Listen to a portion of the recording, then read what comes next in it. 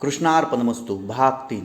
त्याचं जेवण झालं तसा त्याने सुखाचा डेकर दिला आणि बिल देण्यासाठी तो त्या उपहारगृहाच्या मालकाकडे गेला. बिल घेत असताना तो मालक त्याला म्हणाला, तुमच्याशी थोडं बोलू का? त्यावर तो म्हणाला, हा बोला, काय झालं? त्यावर तो मालक म्हणाला, काही झालं नाही, फक्त तुम्ही ज्यावेळी जेवण करीत होता त्यावेळी तुमची जी चिडचिड होत होती ती नैसर्गिक नव्हती, ते मी पाहत होतो, म्हणून तुम्हाला विचारलं.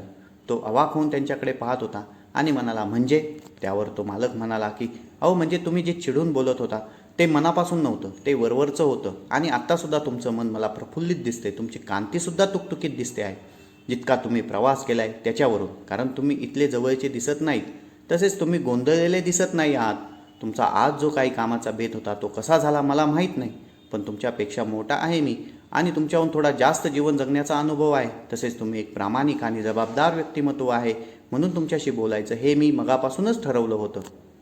हे ऐकून मात्र त्याची भंबेरी उडाली आणि त्याने त्या मालकाला प्रतिप्रश्न केला की तुम्हाला कसं कळालं की मी प्रामाणिक आहे, जबाबदार आहे आणि माझं मन प्रफुल्लित आहे ते? त्यावर तो मालक स्मित हसला आणि म्हणाला, जो माणूस प्रामाणिक आहे, जबाबदार आहे, तो माणूस समोरचा कितीही चुकला तरी त्याची चूक पोटात घेतो. भले 2-4 भलेबुरे शब्द बोलतो, पण ते त्याच्या डोक्यातून आलेले असतात, मनातून नाही. आणि तुम्ही पोटभर जेवलात यावरून अंदाज बांधला मी. यावर तो म्हणाला की अहो, आता तुम्ही विषय काढलाच आहे तर तुम्हाला माझ्या मनाची घालमेल सांगतो. मग याने त्याला जो काही जीवनाविषयी त्रास होता तो सगळा त्या उपहारगृह मालकाला सांगितला आणि म्हणाला, ही माझी सध्याची कर्मकहाणी आहे, यावर मी उपाय शोधतोय पण सापडत नाही.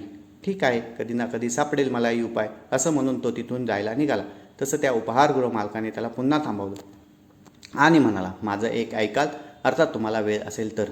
त्यावर तो म्हणाला, अहो, ज्या कामासाठी मी आलो होतो ते तर झालंच नाही, आता काय वेळच वेळ, रात्रीची गाडी मिळेपर्यंत. तसं तो मालक त्याला म्हणाला, अहो, तुमचं मन थोडं आजारी पडले आणि त्याला एका विशिष्ट डॉक्टरची गरज आहे. जसं आपलं शरीर आजारी पडतं, म्हणजे ताप वगैरे येतो, त्यावेळी नाही का आपण बरं होण्यासाठी डॉक्टरकडे जाऊन औषध पाणी घेतो, तसंच तुमच्या मनाला एक विशिष्ट डॉक्टरची आणि विशिष्ट औषध पाण्याची गरज आहे.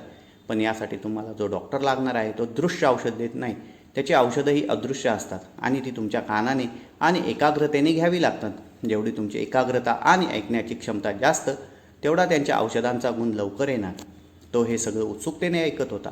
त्याचं मन आणखीनच प्रफुल्लित होत होतं. फक्त त्या मालकाच्या बोलण्यातून त्याचं मन सुखावत असेल तर त्या डॉक्टरकडे गेल्यावर तर काय होईल याची फक्त तो कल्पनाच करू शकत होता. आता त्याचा धीर सुटला होता. तो लगेच त्या मालकाला म्हणाला, मला आवडेल त्या डॉक्टरला भेटायला. तेव्हा तो मालक हसला आणि म्हणाला, मी ज्यांच्याबद्दल बोलतोय ते डॉक्टर नाहीत, मी फक्त उदाहरणासाठी असं बोललो होतो. तर त्या व्यक्ती एक गुरुतुल्य आहेत. ते इथून जवळच असलेल्या राऊळात राहतात आणि आज तुमचं नशीब चांगलं आहे बघा. आता थोड्या वेळाने त्यांचं समाज प्रबोधनावर मार्गदर्शन होणार आहे. जर तुम्हाला वेळ असेल तर तुम्ही निश्चित तिथे जा आणि आपल्या एकाग्रतेने ते जे मार्गदर्शन करणार आहेत ते ऐका आणि जितकं काही ते तुम्हाला श्रवण करता येईल तितकं करा आणि मग बघा, तुमचे सगळे प्रश्न जे तुमच्या जीवनाचे तुमच्यासमोर उभे केले आहेत ते सगळे हळूहळू कोसळू लागतील. तुम्हाला तुमच्या जीवनाचा परामर्श समजेल. या जीवनात काय घ्यायचं आणि काय सोडायचं हे समजून येईल. हे वाक्य ऐकून तर तो पुन्हा एकदा अवाक झाला. यांना कसं कळालं हे? ज्यासाठी मी कित्येक दिवस झगडतोय तो पटकन बोलला, तुम्हाला कसं माहिती की मी याचसाठी प्रयत्न करतोय ते की या जीवनात काय घ्यायचं आहे आणि काय सोडायचं आहे, म्हणजेच कोणत्या गोष्टी घ्यायच्या आणि कोणत्या गोष्टी सोडायच्या. तो मालक पुन्हा एकदा हसला, म्हणाला, अहो, मीही तुम्ही ज्या वयाच्या विशिष्ट वळणावर आहात त्या वळणावरून प्रवास करून पुढे गेलो आहे, त्यामुळे मी हे तुम्हाला आत्मविश्वासाने सांगू शकतो. त्यावर तो म्हणाला, सांगा पत्ता त्या गुरुतुल्य व्यक्तीचा, मी ताबडतोब तिथे जातो. भले आज मुक्काम झाला तरी चालेल, पण त्या निर्मात्याने जर हा गुरुयोग जुळवून आणला असेल, तोही माझ्यासाठी, तर आज मी तो वाया जाऊ देणार नाही. माझ्या मनात आणि माझ्या डोक्यात जे काही जीवनाविषयी नकारात्मक विचार आहे आणि ज्याने माझा शांत स्वभाव हा अचानक अशांत झाला आहे आणि क्रोध इतका बळावला आहे की मला हेच समजत नाही की या जीवनात कोणत्या गोष्टी सोडायच्या म्हणजे किती कोणावर क्रोधित व्हायचं आणि किती गोष्टी पकडायच्या म्हणजे किती कोणाला आनंद द्यायचा हे समजून येईल. यासाठी मला माझ्या जीवनरूपी यज्ञात काय काय आहुती द्यायला लागेल ती द्यायला मी तयार आहे. पण आज जर हा दुग्ध शर्करा योग असेल तर मी त्या परमेश्वराचा कायम ऋणी राहील. त्यावर तो उपहारगृह मालक म्हणाला की इथून सरळ जा. साधारण 10 मिनिटे चालल्यावर एक कडुलिंबाचं डेरेदार वृक्ष दिसेल. त्या वृक्षाला लागूनच त्यांचं राऊळ आहे आणि आता थोड्याच वेळात त्यांचं समाज प्रबोधनाचं निरूपण चालू होईल. जर तुमचं भाग्य जर चांगलं असेल तर कदाचित ते तुम्हाला भेटूसुद्धा शकतं. अर्थात गर्दी खूप असते पण गोंधळ अजिबात नसतो. टाचणी पडली तरी तिचा आवाज होईल इतकी शांतता असते. इतकी गर्दी असून देखील आता समजून जा की ती गुरुतुल्य व्यक्ती किती परिपक्व असेल.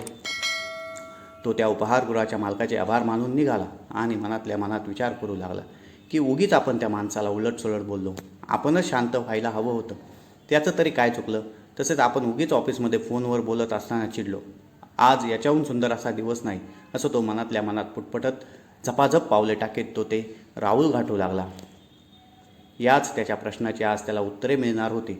आज जो ते मनात बोलत होता त्याचे किनारे त्याला मिळणार होते. आजचा दिवस त्याच्यासाठी जणू घडवला गेला होता, कारण त्या गुरुतुल्य माणसाशी बोलण्याअगोदर तो उपहारगृह मालक जणू काही त्याच्या सचिवाप्रमाणे त्याला त्या व्यक्तीची पूर्वकल्पना देण्यासाठीच बसला होता की काय, असं वाटत होतं.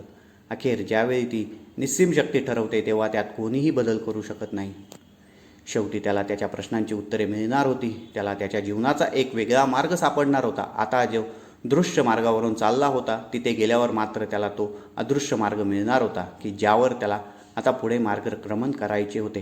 क्रमशः कथा आवडल्यास कथेला लाईक करा, कथा शेअर करा, चॅनलला सबस्क्राईब करा.